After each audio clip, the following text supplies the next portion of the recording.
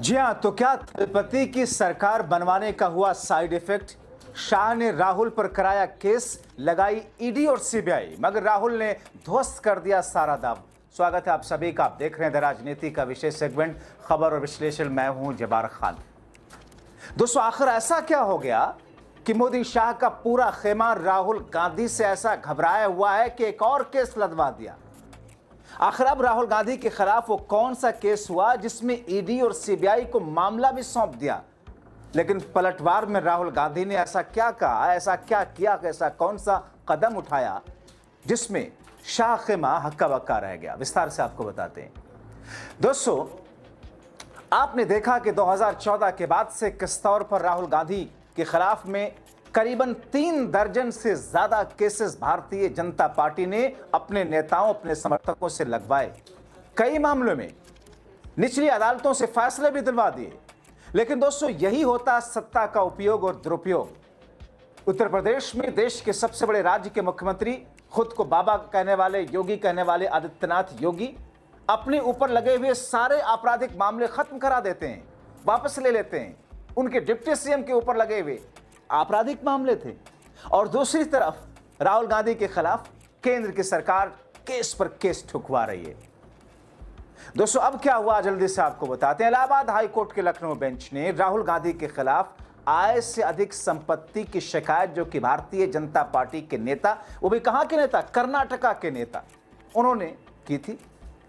अब इस पर राहुल गांधी के खिलाफ सीबीआई और ईडी आरोपों को वेरीफाई करेगी। जांच एजेंसियों से 8 हफ्ते के भीतर जवाब मांगा। जस्टिस राजेश सिंह चौहान और जस्टिस जफीर अहमद की बेंच ने कर्नाटका के बीजेपी कार्यकर्ता नेता एस विघ्नेश शिशिर की याचिका पर आदेश दिया। आरोप यह है कि राहुल गांधी और उनके परिवार ने घोषित आय से ज्यादा संपत्ति बनाई है। आपको याद है दोस्तों, अमित शाह का लड़का, वही जिसका वीडियो आपने देखा था, जो ऐसा लग रहा था टेलीप्रॉम्प्टर देखकर भी नहीं पढ़ पा रहा है, उसकी बिजनेस में उसकी संपत्ति का कितना उछाल हुआ था? 1600 गुना ज्यादा फायदा उसको आया था। उस पर कोई सवाल नहीं, मगर राहुल गांधी ने के पास आय से ज्यादा संपत्ति, ये बीजेपी ने केस करवा दिया। खैर दोस्तों, ये राहुल गांधी के खिलाफ विघ्नेश शिशिर की दूसरी याचिका है। भारतीय जनता पार्टी के कार्यकर्ता हैं, नेता हैं। इससे पहले भी उन्होंने राहुल पर ब्रिटिश पासपोर्ट रखने और नागरिकता कानून के उल्लंघन का आरोप लगाते हुए याचिका दायर की थी, जिस पर सुनवाई अभी भी चल रही है। सुनवाई के दौरान सीबीआई और ईडी ने कोर्ट को बताया कि उन्हें शिकायत मिली है और वो मामले में जवाब दाखिल करेंगे। कोर्ट ने कहा कि शिकायत मिली तो आरोपों की जांच कानून के मुताबिक की जानी चाहिए। हालांकि बेंच ने साफ कहा कि उसने अभी राहुल गांधी के खिलाफ लगे आरोपों की सच्चाई पर कोई राय नहीं दी है। मामला अभी शुरुआती चरण में है। लेकिन दोस्तों, इन तमाम चीजों से क्या बातें समझ में आती हैं? किस तौर पर, किस अंदाज में राहुल गांधी को परेशान करना? क्या ये तमिलनाडु में थलपति विजय की सरकार बनाने के फौरन बाद, जिसमें भारतीय जनता पार्टी की उन तमाम नीतियों रणनीतियों को ध्वस्त करके राहुल गांधी ने एआईएडीएमके तक को तोड़वा दिया, ऐसा कहा जा रहा है। अब उसके खिलाफ ये भड़ास निकाली जा रही है। याचिकाकर्ता ने डीओपीटी, वित्त मंत्रालय, कॉर्पोरेट मामलों के वित्त मंत्रालय, एएफआईओ जैसे एजेंसियों को भी मामले में शामिल करने की मांग की है, जिसे कोर्ट ने मंजूर किया। कोर्ट ने सभी पक्षों को 8 हफ्ते के भीतर जवाब दाखिल करने का निर्देश दिया। साथ ही कहा कि जांच में अब तक क्या प्रगति हुई, इसकी जानकारी भी कोर्ट को दी जाए। अब 20 जुलाई को अगली सुनवाई। आपको बताएं कि याचिकाकर्ता एस विघ्नेश शिशिर बीजेपी के नेता हैं, कर्नाटका के रहने वाले हैं। सोशल मीडिया प्लेटफॉर्म एक्स पर अपनी प्रोफाइल में उन्होंने खुद को बीजेपी के तौर पर दर्शा रखा है। हालांकि वो खुद को अंबेडकर का फैन भी बताते हैं।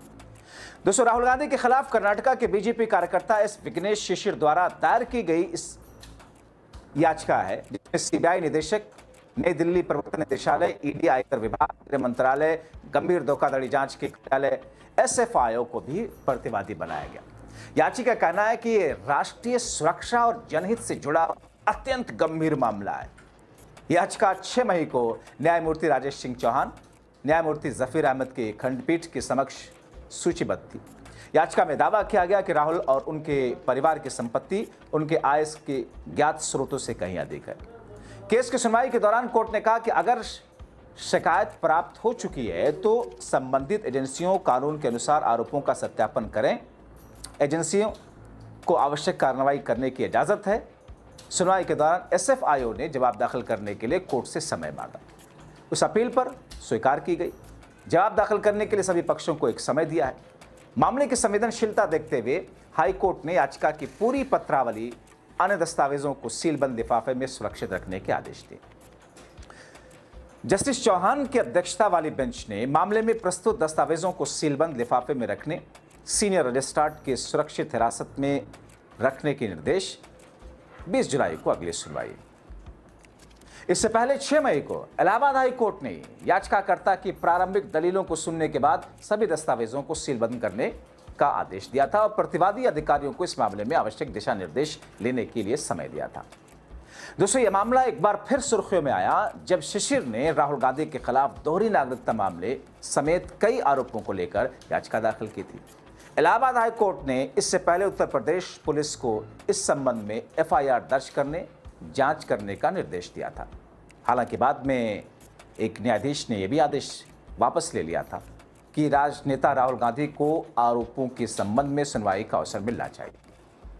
अब दोस्तों, आपको बताते हैं कि राहुल गांधी के खिलाफ किस तौर पर पड़ी हुई है भारतीय जनता पार्टी के गुजराती भाइयों की सरकार। देखिए ना, कितने मामले हैं, 3 दर्जन से ज्यादा मामले। कुछ मामलों का जिक्र मैं यहां आपके सामने कर देता हूं, जैसे सावरकर पर टिप्पणी के खिलाफ मानहानि। सावरकर जो अंग्रेजों के मुखबिर थे, पैसा ले रहे थे उनसे। नंबर 2, दोहरी नागरिकता का मामला, गजब।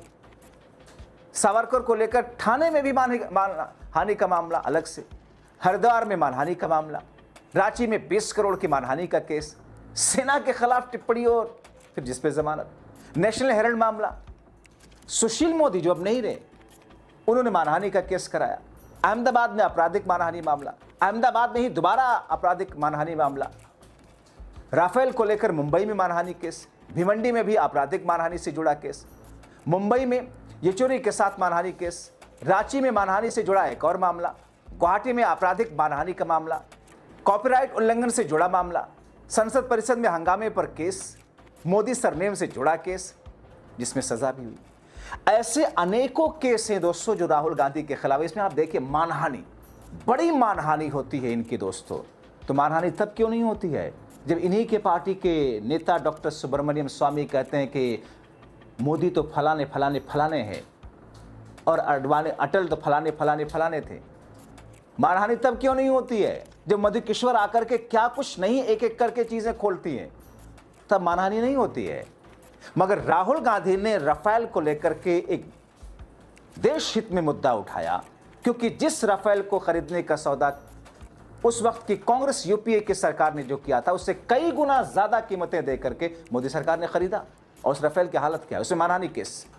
जाहिर तौर पर यह ऐसी स्थिति है जिसमें यह कहा जा रहा है कि हाल में जिस तौर पर तमिलनाडु के चुनावी नतीजे आए और उसके बाद में शुरुआत में ही थलपति विजय के साथ में जाकर के राहुल गांधी ने सरकार बनाने के लिए जुगाड़ कर दिया। और सिर्फ यही नहीं हुआ, उसका साइड इफेक्ट ये हुआ, भारतीय जनता पार्टी की बची खुची थोड़ी मोड़ी एक सीट तो जीती है महज वहां पर, लेकिन उसकी जो सियासी जमीन है किस तौर पर उसको खींच लिया राहुल गांधी ने थलपति के माध्यम से, और उसकी जो सहयोगी पार्टी थी उसको ध्वस्त करते हुए उसके 2/3 विधायक को अपने साथ थलपति ने मिला लिया।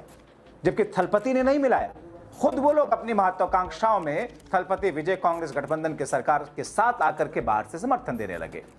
यानी कि दक्षिण भारत में जहां पर तड़फड़ा रही है भारतीय जनता पार्टी अपनी सियासी जमीन को विस्तार देने के लिए, वहां पर हालात ऐसे कि बीजेपी की दाल नहीं गल रही, क्योंकि वहां पर पढ़े लिखे लोग हैं भाई, 100% लिटरेसी भाई, उत्तर भारतीयों की तरह नहीं। मंदिर का मुद्दा उठा दो, कोई और मुद्दा उठा दो, पैरों में पहनने के चप्पल वाली हैसियत नहीं, लेकिन लेके निकलेंगे क्या, झंडे डंडे, और फिर उत्पात मचाएंगे। इसीलिए दोस्तों मैं बार बार कहता हूं अवेयर रहें। अब ऐसे में राहुल गांधी क्या करते हैं देखना अहम होगा। आप क्या सोचते हैं, अपने राय कमेंट बॉक्स में जरूर लिखें।